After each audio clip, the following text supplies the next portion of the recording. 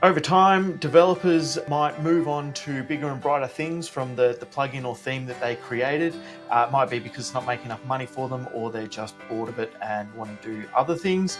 And so it's important that you make sure that you're only using plugins and themes that are currently being supported, and that the development team is still updating and making sure that it is secure.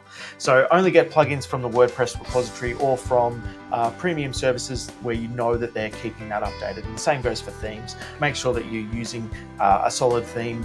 As part of our regular audits, we do check over your plugins to make sure that you're only using up-to-date software.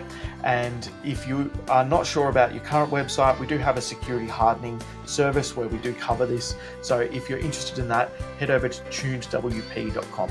Cheers.